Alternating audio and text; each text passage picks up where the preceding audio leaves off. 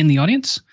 And yeah, and if you have any questions, I've got the chat open, so you can just drop a note in the chat if you need me to repeat anything, or if there's something wasn't understood, just please let me know. So today we're going to be talking about how to go about taking a giant monolithic application and moving it to run and host in production on Kubernetes. This talk is going to focus on more of the process for how to do that and the individual steps that you'll need to go through at a very high level. I won't be diving deep into the exact technical details for each of these steps. Almost every slide that I have in here could be a talk in and of itself. So I'm really trying to keep this pretty high level, and so this can be thought of as more of a recipe to follow if you have a large application and a large monolithic application that you're trying to move to Kubernetes orchestration. A little bit about me. I'm M. Scott Ford. I'm the CEO and co-founder of Corgi Bytes. We are a software consulting company that focuses exclusively on helping teams make improvements to applications that they already have. We don't build new applications from scratch. We only make improvements to existing ones. And that's something that we genuinely love to do. We pay down technical debt. We improve test suites. We introduce DevOps practices. It's something that we really enjoy doing. So through that work, we come across a lot of legacy applications. And we've noticed over the years that teams are often very resistant to introducing new technologies and approaches on their older applications. And for Kubernetes specifically, there are some specific excuses that often come up. So one is that the app just isn't in the cloud yet. And so what's the point? We should get it in the cloud first. This is going to Kubernetes is too big to even consider. Another is that it's too complicated. Kubernetes is a very complicated orchestration engine, and it's not right for our application's needs. I've also heard complaints that container orchestration is still buggy and insecure and too new, and there are a lot of teams that just want to wait until a lot of the issues get sorted out before they take a chance with Kubernetes. I see a lot of talk about it being overkill. I think there's some truth to this. I think you really do need to take into consideration whether or not your application needs all the features or many of the features that Kubernetes can provide. It very well could be overkill for your needs, but there's still a lot of benefits that you get for free just by using Kubernetes that can make it really worthwhile. Another argument that I often hear is that there aren't any microservices yet, so what's the point? Kubernetes is ideal for a large microservice-based application, and so if we don't have microservices yet, why are we bothering? And then another is that that approach just won't work here. Our culture doesn't allow for it. Our business processes won't be able to adapt. Our IT staff won't be able to adapt as well. So those are challenges that I often hear a lot. And also, probably more often, is that the application is just a monolith, and moving it is incredibly hard and would not provide much benefit. So that's really the approach that we're going to look at today, is really like focusing in on a monolithic application and how would you get that into Kubernetes. So you're like starting at nothing. You have an application that's running in production, deployed traditionally, and it's one large application that fulfills a bunch of different needs that could be broken into microservices, but the team really hasn't started working on that yet. So one of the questions to really kind of dig into, because one of the first things you're going to have to do in order to take this journey towards Kubernetes is to containerize the application. But why would you even want to do that? Why would you even want to start containerizing your application? Well, first is that it's going to provide you with a lot of consistency. The consistency that you can get from environment to environment, specifically the consistency that you can get between the local developer environment and production and other environments as well, it is a big benefit. You can start to avoid "it works on my machine" issues. Redundancy. It is easier because of the way Kubernetes is structured and also just containerization in general. It's easier to spin up other copies of your application. And so you get this kind of built-in redundancy where you can explore complicated scenarios that may have been difficult in a traditional, bare metal IT closet approach. Portability. So if your app is in a container, then one of the advantages of containerization is that, in theory, your app can run on any container orchestration platform that you decide to use in the future. In reality, there is a fair bit of work for moving from one to the other, but it's a lot easier than it would be to approach other types of portability. Deployment becomes much easier and more predictable. For web applications, deployment for many years has been something that hasn't been a very repeatable process. There aren't many web application environments where you just kind of deliver a single binary and that's the binary that runs. But once you've containerized, the container image is your single binary. And so that can be the image that you test. That can be the same image that you run in your staging environment. And that can be the same image that runs in production.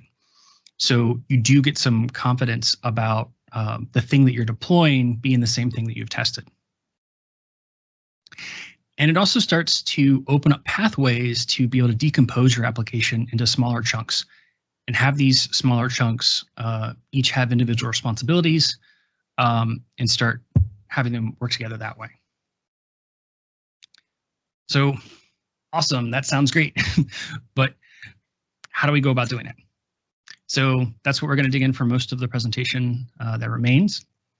And for this, this talk is based on work that we did on a client project where we took an application that was pretty much in this state, where source code was being pulled in from Jenkins, build and unit tests were being run by the Jenkins CICD environment. Copy, just secure shell copy was being done to do the deployments onto they were Azure VMs in this instance, and then those were like told to restart. We had these really complicated scripts that lived in Jenkins that would run when we told to build to fire. That web application was using SQL Server for its data store. It was storing files on a network file share, and it was already had a load balancer in front of it to balance traffic out between the two different web nodes. So this was kind of the architecture that existed when we walked in. So we kind of broke this problem down into a series of a bunch of steps for like, okay, we want to take this and we want to go to Kubernetes. So how do we get there, and how do we break it down into bite-sized chunks that can be followed over time instead of having to do it try to do it all at once, because doing it all at once, that approach always frightens me. So I like to break things down and find ways to gradually do things and start getting value from them time over time. So the first step that we employ, and we do this for projects that even aren't going to go to Kubernetes. We like to do this for pretty much any project that we get handed, regardless of if it's going to run in a container in production or not. And again, this could be a talk in and of itself, this entire step. But setting up Docker for your local development. And this really buys you that consistent development setup that I mentioned earlier, where not only do you have confidence between your production environment and your deployment environment, but now you have consistency from developer to developer as well on your team. So scenarios such as adding a new team member become much less stressful because the process for onboarding that individual is now largely automated. The tools that build the container work just as well on a brand new computer that hasn't been that came just out of the box as it does from a computer that somebody's been using for a year or two. And this development environment setup also ends up serving as executable documentation for the details of how the application's development environment is structured. And the nice thing I like about executable documentation is that it can't lie. Executable documentation can't be out of date as long as you're running it. So if you ran it and it worked, then the documentation's up to date. And so that's one thing that I really, really like about this approach, especially for teams that are struggling with onboarding new team members, where that might be a process that takes a few days or even a week. If you move to a Docker-based local development environment, you can get that down to usually less than a day, sometimes less than an hour. So yeah, that's definitely a big benefit. The next step is to start exploring the 12-factor app principles. And for these, you can go find them at 12factor.com, 12factor.com. I'm just going to quickly run through these. I'm not going to spend a whole lot of time on them. Again, you could probably do a talk just on the 12-factor app principles and why each one's important. So first is to focus on the code base and get have one code base per deployable unit that is tracked in source control. If you don't have this is a really important place to start. Dependencies, make sure all of your dependencies are explicitly declared, preferably using a package manager. Configuration, make sure you're storing configuration values in some form of environment that can be manipulated without having to modify the file system. Utilize backend services. So anything that's not the application itself, such as like the file system or any other things that are external to the application, are provided through an outside service that can be attached and detached.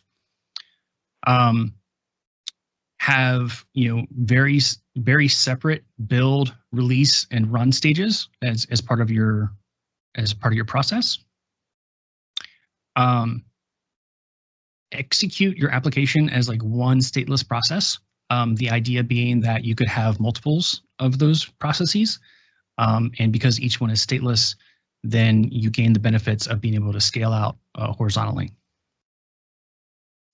Port binding, explicitly bind your services to public ports instead of just exposing all public ports.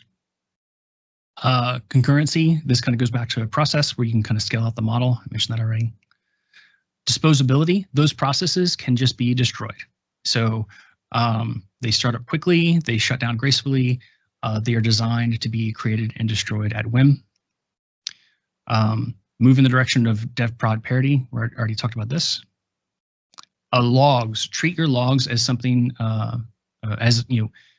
quality event streams that your team will have access to and will be able to gain information from. And then admin processes. So any kind of admin processes that you need to run, such as database migrations or any alterations to an individual user state, you can code those up as an individual one-off small application. You can test that in your staging environment, in your development environment. And then once you've kind of validated that it's working, you can then apply that to production. So anything that modifies the production state gets tested. So out of all those, because there's a lot, of those 12-factor app principles, knowing kind of which ones to focus on when you're moving in the direction of Kubernetes can be really helpful. So probably the most important, other than source control, so yes, definitely have source control first, would be to start keeping track of your dependencies using a package manager. And this needs to be done for both the operating system dependencies and the applications dependencies, such as third-party libraries, any NuGet packages you're using if you're in the .NET world, any composer packages you're using if you're in the PHP world. The application that we were using, we kind of based this talk off of, was a PHP application. So you'll see some PHP references in this talk. But no matter what web framework you're using, there is a package management framework that you can take advantage of to keep track of all those third-party libraries that you're taking advantage of. And those OS dependencies are also important in making sure that those are well documented. And this kind of gets back to the executable documentation point that I was making earlier, where the specification for creating your development environment will have all of these individual dependencies written down in a way that can be executed. And so you gain that confidence that setting up a new environment and setting up a new machine is very predictable. Configuration. There are a lot of projects that use individual configuration files to keep track of configuration information, and they'll have different files for different environments. So there might be a development configuration file, there might be a staging configuration file, and there might be a production configuration file. Instead, at least for production, it's less important for your development environments, but definitely for any deployed environments, moving as many of those values as you can to configuration, to environment variables. So, and especially for values that might change in between production and staging, or maybe a demo environment. And these would be values like API keys, storage locations for, say, blob storage, or places that you're writing reports to, or the location of the database, and connection strings and passwords. Those things, making sure that they're specified in environment variables is very important. So that way the container doesn't have to know when it comes up that it is a prod container or it's a staging container. It just knows it's a container, and it's reading those values from the environment, and it knows what environment variables to query to get the different values that it needs for its configuration. Another big important one to focus on is to be stateless. And for this, the big gotcha that I see web apps get into are when they read and write to the file system, just because it's pretty easy, or maybe they are running a command line utility on the server that is hosting the web application. That's another thing that can be challenging as you move in this direction. So avoid those interactions with the file system. Avoid reading and writing directly to the file system, and instead use some kind of storage service for that. So either Azure Blob Storage, or some other kind of storage system that's separate from your application, separate from its specific deployment. And then I think it's nice to know that from out of all of those 12-factor app principles, there are some that you kind of get for free just because you're using Kubernetes. One is disposability. Kubernetes, while it's doing orchestration, will create and destroy containers as needed. So, like, instances of your application will be created and destroyed, as the orchestrator determines it's necessary. So that's one of the things that Kubernetes does for you is provides that intelligence about whether or not a container should be running, whether or not it needs to be restarted, whether or not it's healthy. These are all things that are built in. And then you also get this development and production parity. It becomes much less common that you end up with a scenario where there is an issue in production that can't be replicated in a development environment. Even if it's a problem with production services, you can start the the container in a development environment, specify the environment variables for production. Again, you'd want to be really careful while you're doing this. But now the instance that's running on your development environment is hooked up to all the same resources that production is.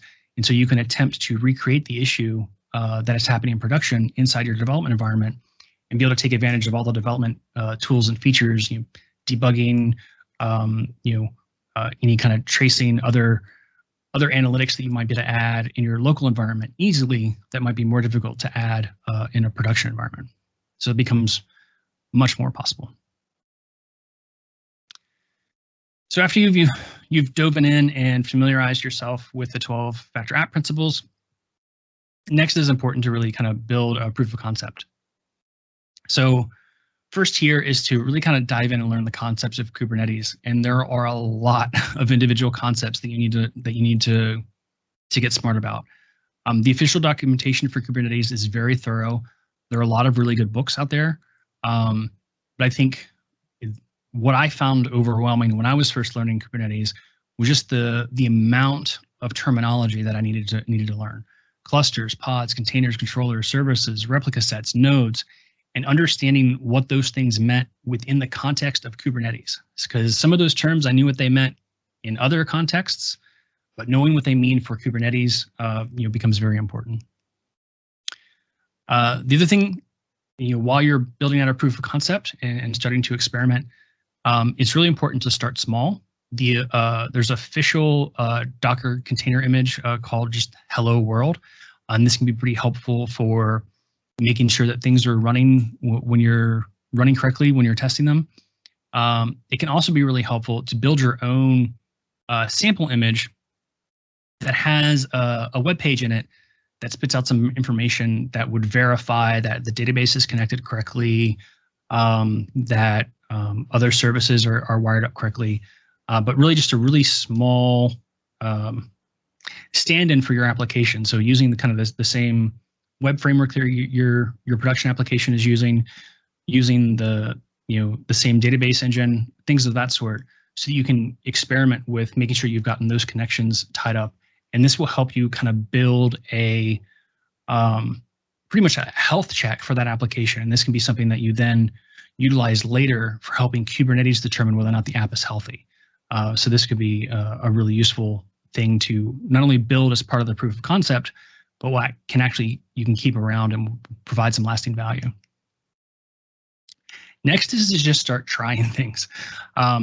Really experiment. Try setting up a cluster locally on your local computer. There's many different ways that you can do that. The Docker desktop package has a way to run Kubernetes. It's like just a checkbox in the configuration. It's off by default, but you can go in and turn it on, and then you have a full Kubernetes environment to play with locally. There are also some other projects such as Minikube and many, many more that can help you get a local cluster, a Kubernetes cluster running on your computer so that you can play with it very easily. It's also very easy to spin up and experiment with Azure Kubernetes Service, AKS. There are many really good articles and tutorials to follow in Microsoft's documentation for how to go about doing this. Some are even as simple as clicking a button and specifying your credentials for Azure portal. It takes care of the rest. So, but really kind of playing around, and through playing around, you'll be kind of learning and deepening those concepts. And by starting small, you'll be able to get a sense of some of the pitfalls and challenges for these environments. Step 4 is to start building a CI and CD pipeline if you don't already have one. And there's tons of choice out there for tools to choose from for this. I'm a big fan. I'm becoming a really big fan of GitHub Actions. There's also a lot of tooling that's built in Azure DevOps that you can take advantage of. And there are many, many, many more. Jenkins, GoCD. The choice here can be overwhelming. So really just pick something that you think is going to be easy to learn if you're not using it already. Dive in and again, you start experimenting with it. One of the things you really want to figure out how to get that environment to do is building and publishing your container images. So you want to get to the point where each time code is merged into the main branch of your repository, that a Docker image gets built for that, or whatever branch you normally would be deploying from. So if you're not deploying from main, if you're deploying from, say, production or some other named branch, having something that triggers when that branch gets updated and builds an image based on it. And then once you've got the CI/CD pipeline building that image, you want to be able to push it somewhere. So Azure Container Registry is a great place to push it to, especially if you're working with AKS. Those two work really well together. And it's a nice private place to put your container images. And another thing that you really need to spend some time thinking about is a strategy for versioning and tagging your container images as they get deployed. There are a lot of different approaches out there. You could probably do an entire talk just on the different approaches and the pros and cons for them. One is to follow like a typical version number strategy for like like either SymVer or things of that sort. Another is to just always use a production tag, and so the production tag gets deleted and then recreated on the newest image. So the image that's labeled with production is the one that gets deployed in production. Other teams like to use the git SHA or some other kind of unique identifier to identify each build version. And some teams even like to just use a simple auto incrementing number. So the next version will just be the integer value of the previous version of previous image plus 1. So whatever your team adopts, deciding that and getting that versioning and tagging is something that the CI and CD pipeline does for you. Can be pretty important. And then starting to experiment with auto deployment.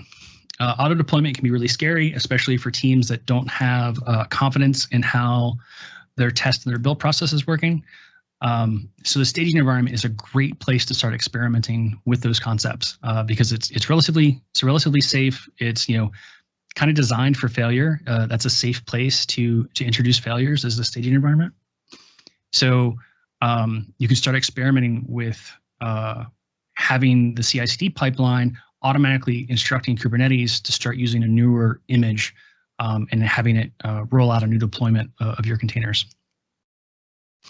In production, at least for a while, my advice is to only have this be a manual trigger, but have it follow the exact same process. So figuring out how to use your CI/CD pipeline of choice to be able to do a manual trigger of the same process that you're using with staging, but have it target production instead.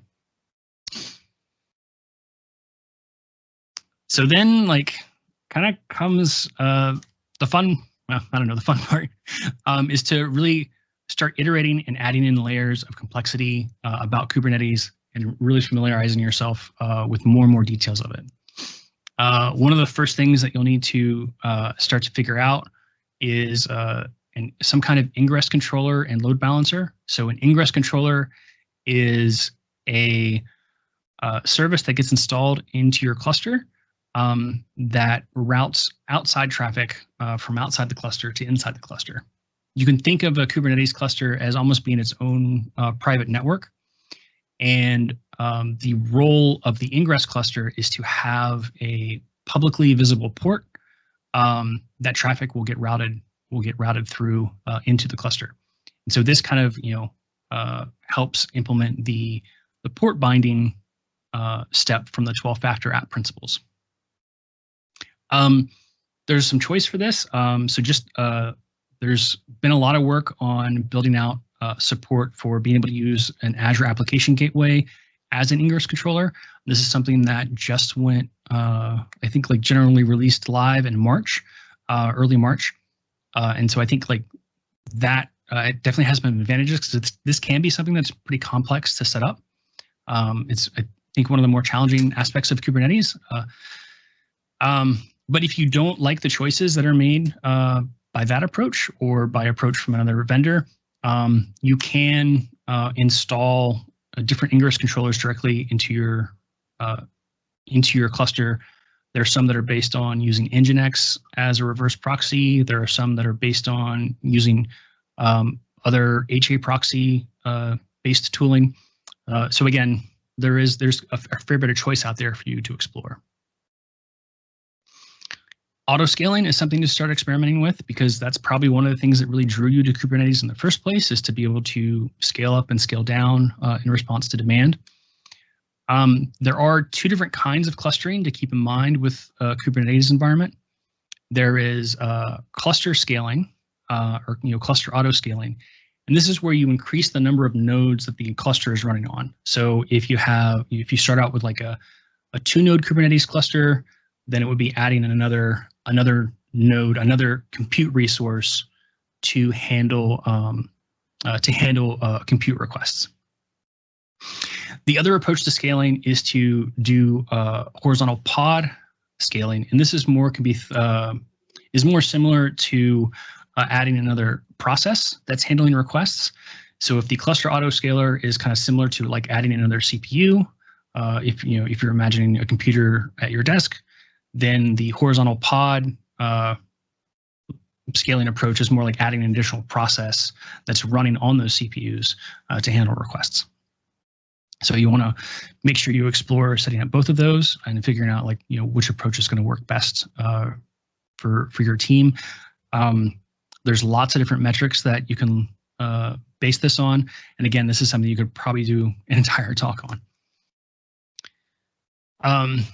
Next layer that's going to be really important is to figure out a really good, safe place to store your secrets. So your passwords, your connection strings, things of that sort.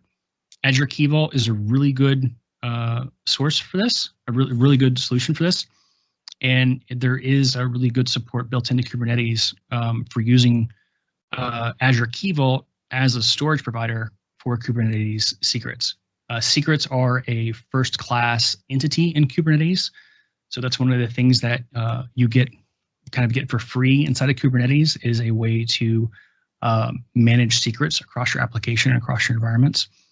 And so being able to have those stored in Azure Key Vault, where you can have all the rules and configurations that you can associate with that, that's pretty advantageous. And then at this point, we are porting over a monolith, and we're talking about porting over a monolith. But even when we're doing so, there are usually some small microservices that can be carved out. Almost always is one that can be carved out for static assets. So like any static HTML pages or static images or static JavaScript files, instead of having those deployed into every single container image, you can have a container image that just has those things in it. And then you can route and scale traffic to those assets independently of the other compute resources that are in your cluster. You could also, instead of storing those in a container in your cluster, you could start storing them somewhere else, with some other storage provider, but getting it so that they're not shipped directly with your application and served directly by your application is a really good first step. You can kind of think of that as like your first microservice. Another one that you can look to kind of factor out of your application is authentication. Authentication is often a really good one to pull out of your application first, because any other services that you build will need to have some way to verify that a user is authenticated. So having that being an individual service early will help you later. Step 6 is to really dive in and start thinking about security and figuring out how to test whether or not your application is going to work in this environment. VPN becomes important. So even though the Kubernetes cluster does limit traffic into your application from the outside in, Kubernetes itself does have a lot of default things that it provides that could create attack surfaces. So having your Kubernetes cluster inside of a VPN can be important, in limiting direct access to the cluster to things that are authenticated and inside the VPN. Having some kind of vulnerability scanning becomes important. Aqua Security has a product called Kube Hunter. It's an open source tool that can scan a Kubernetes setup and will identify any security weaknesses that that they've programmed in that tool to detect for you. Other security things to be aware of are the container images that you're building themselves. So most times when you build a container image, you're basing your container image, the specific bits about your application, you're building those on top of a base container image. And there can be security vulnerabilities in that base container image. And there are tools out there that can help you identify those. Sneak is one that's available, and that's becoming integrated more tightly into the Docker desktop tooling. So if you have Docker desktop, you can start experimenting with Sneak as well to try to see what known security vulnerabilities might be present in the base image that you're using and figure out ways that you can have your application mitigate against those. Having some kind of threat detection in place becomes important. So you can use Azure Advanced Threat Protection for this, or you can explore other solutions as well. And now that you're kind of at this phase, it's really important to start doing some testing, making sure that your application is still working correctly in this new Kubernetes environment relative to how it was working in your old environment. Exploratory testing becomes really important here, as does any automated testing that you might run in your deployment environments. So any end-to-end testing that simulates browser activity. Anything that passes in your old production environment should pass in your Kubernetes setup as well. And so like if those things don't, you can then start to investigate why. And then comes the big drum roll of deploying and monitoring. You definitely, when you do this, you want to start to set up some kind of telemetry and alerting strategy. You want to have a way to tell how much traffic is being handled. Are there any requests that are coming to the cluster that aren't being fulfilled? Are there any 500 errors that people are encountering, and to what degree and rates that they are? And there are a lot of alerting packages that you can set up within Azure to be able to identify that and see how things are going on that front. It's also really, really important at this point to have a fallback plan. So even with all the hard work that you've done into all of your experimentation, all of your testing, all of the research that you've done along the way, things can still go wrong at this point. When you're kind of flipping the switch to start sending traffic from your old production environment to your Kubernetes-based production environment. So having some kind of fallback plan to say, what is your team's plan in the event of a failure? Are you going to fall back? Are you going to fall forward? Some plan in place to kind of deal with the inevitable thing that will go wrong, and you'll need to figure out how to address. So that's like, for teams that are really excited about moving to Kubernetes, and for teams that are really eager to get started, it can be important to mention some potential pitfalls before diving in. Probably the first and foremost is that there's a huge learning curve. Even just understanding the different offerings from Azure that can integrate with Kubernetes can feel overwhelming. There is a lot to learn, and it is definitely overwhelming at first when you're not familiar with it at all. Complexity is one of the things that was mentioned as an excuse to avoid Kubernetes. It's definitely true. Kubernetes does do a lot for you, and it is a very vast ecosystem of things that can be installed in the cluster that can help you. But with all of that help does come a lot of complexity.